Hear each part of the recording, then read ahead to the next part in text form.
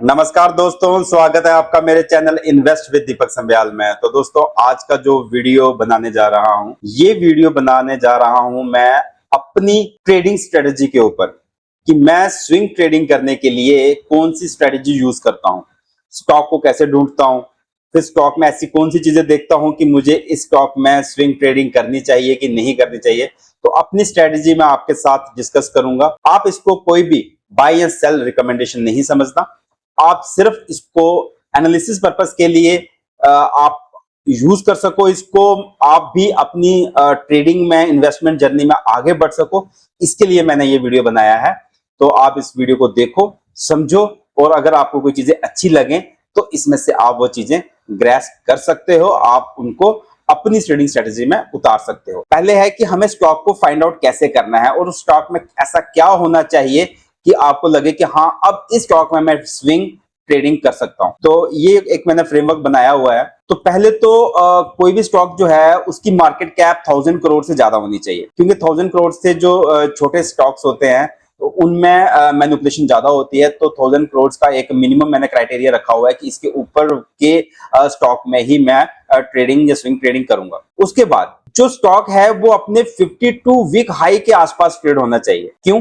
52 week high के आसपास अगर वो ट्रेड हो रहा है, इसका मतलब उस स्टॉक में मोमेंटम है, तो उसमें ट्रेडिंग करके आप जल्दी से अपने टारगेट अचीव कर सकते हो। तीसरा, स्ट्रॉन्ग अप ट्रेंड में होना चाहिए। अब स्ट्रॉन्ग अप ट्रेंड कैसे हो सकता है कि उसका जो 50 डे मूविंग एवरेजेस है वो उसके 200 डे मूविंग एवरेज से ऊपर होना चाहिए। उसके बाद अगर स्टॉक अप ट्रेंड में है लेकिन उसका जो रिसेंट अभी जो ब्रेकआउट हुआ है, क्योंकि हम जब स्विंग ट्रेडिंग करते हैं तो हमें एक ब्रेकआउट की आवश्यकता होती है, तो जो रिसेंट उसका ब्रेकआउट है वो उसके रेजिस्टेंस के ऊपर होना चाहिए। मतलब उसका कोई ब्रेकआउट होना चाहिए जहां उसका जो हाई उसने लास्ट बनाया है उसके ऊपर आ जाना चाहिए।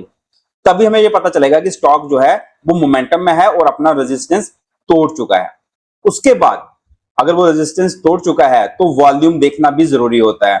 तो उसका जो वॉल्यूम है पहले बहुत लोअर होना चाहिए और बिल्कुल ड्राई होना चाहिए, और उसके बाद उस वॉल्यूम में एक्सपेंशन आनी चाहिए। जब प्राइस बढ़ रहा है तो वॉल्यूम भी उसका क्या बढ़ रहा है कि नहीं बढ़ रहा। वॉल्यूम बढ़ रहा है तो अगर ये चीज भी उसमें है तो ये एक और चीज उसमें पॉजिटिव हो गई। और छठी चीज ये देखनी होती है आपने कि जो रिलेटिव स्ट्रेंथ है वो आउट परफॉर्म कर रही है मार्केट को। मतलब अगर मार्केट डाउन है फिर भी वो स्टॉक चल रहा है तो इसका मतलब उसकी रिलेटिव स्ट्रेंथ जो है वो मार्केट को आउट परफॉर्म कर रही है। तो ये 6 चीजें मैं देखता हूं किसी भी स्टॉक में जब मैं स्विंग ट्रेडिंग के लिए कोई स्टॉक ढूंढता हूं। अब ये जो चीजें हैं आपको क्या करना है, आप इन चीजों को लिख सकते हो, आप सीधा इसको कॉपी कीजिए। तो चैट जीपीटी खोलिए, तो जो चीजें मैंने कॉपी कर रखी हैं आप उनको पेस्ट कीजिए। तो जब हम उसको पेस्ट करते हैं तो स्टार्टिंग में हम लोग ये लगा देते हैं, give me list of 20 Indian stocks which has the market cap इतनी है उसकी है और उसका ये ट्रेडिंग यहाँ कर रहा है। तो ये चीजें मैंने इसमें लिख दी। तो इसको हम रन कर देते हैं तो देखते हैं ये कौन कौन से स्टॉक दे रहा है। जैसे ये चैट जीपीटी है वैसे ही हम सेम जेमिनी में भी डाल के देखते हैं कि जेमिनी वाला क्या कौन से स्टॉक रिकमेंड करता है, क्योंकि स्टॉक जो है मोर देन 7000 स्टॉक्स लिस्टेड हैं। अगर हम 1000 करोड़ से ऊपर की भी बात करें तब भी 4-5 हजार स्टॉक जो है वो लिस्टेड होंगे मार्केट में। उसमें से 10, 15, 20 वो स्टॉक ढूंढने जिसमें आपकी कन्विक्शन ज्यादा बन सके। तो चैट जीपीटी ने हमें कौन कौन से स्टॉक्स दिए, तो ये आ गए। लॉरस लैब्स है जो फार्मा का है, इसने ब्रेकआउट दिया है। साई लाइफ है, अदानी है। तो आप ऐसे करके अब इन स्टॉक्स को, जो आपको 20 स्टॉक्स मिल गए हैं, तो आप इनको स्टडी कर सकते हो। मैं इसमें से एक बार मैं अदानी एनर्जी सॉल्यूशंस को देखता हूं। तो आप देखोगे अदानी एनर्जी सॉल्यूशन, यस, ये बिल्कुल ब्रेकआउट दिया है। कितना खूबसूरत चार्ट मिल गया हमें। ब्रेकआउट दिया, रीटेस्ट के लिए आया, अब रीटेस्ट करके ऊपर की तरफ जा रहा है। तो इतना सुंदर चार्ट हमें बस इसी में मिल गया, हमें ढूंढना नहीं पड़ा कि किस स्टॉक में क्या हो रहा है।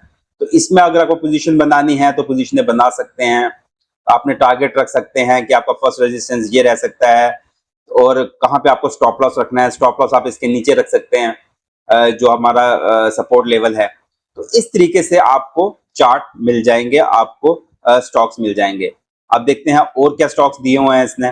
तो स्टार्टिंग से ही देखते हैं, लॉरस लैब्स को देख लेते हैं कि लॉरस लैब का चार्ट पैटर्न क्या कह रहा है। बहुत बढ़िया, लॉरस लैब देखिए आप बढ़ता ही जा रहा है। इसने यहां से ब्रेकआउट दिया था और उसके बाद ये बढ़ता ही गया। अब आपको इसको बढ़ते हुए में लगाना है या वेट करना है, ये आपके ऊपर डिपेंड है। पॉली कैप को भी देख लेते हैं। तो पॉली कैप भी आप देख सकते हैं, वो एक ट्रेंड लाइन को फॉलो कर रहा है।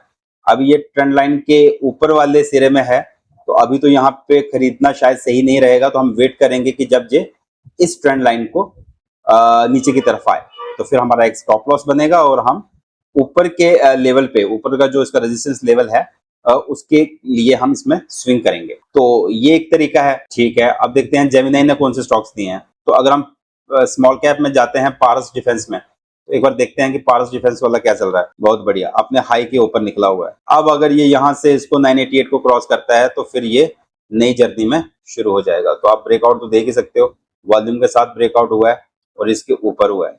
लेकिन एक बार आपको देखना पड़ेगा कि नेक्स्ट जो कैंडल है इसकी, ये तो वीकली कैंडल है, हम एक बार डेली की कैंडल खोल देते हैं। आप इसके ऊपर 972 के ऊपर अगर क्लोजिंग आती है, तो फिर नेक्स्ट आपको मोमेंटम मिल सकता है इसके ऊपर। तो इस तरीके से दोस्तों आप जो है वो स्टॉक्स को देख सकते हो। स्विंग ट्रेडिंग के लिए स्टॉप लॉस लगा के आप कर सकते हो।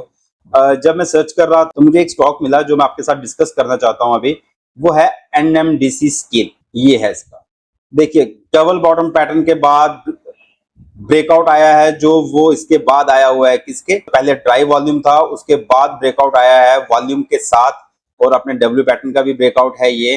तो ये बहुत अच्छा एक पैटर्न बना हुआ है, इसको आप स्टडी कर सकते हो। इसमें जो अगर ये फिर से रीटेस्ट के लिए आता है इसको 47-48 पे, उसके बाद इसमें रिटर्न जो है वो 50% के रिटर्न जो है वो उसकी पॉसिबिलिटी बन जाती है।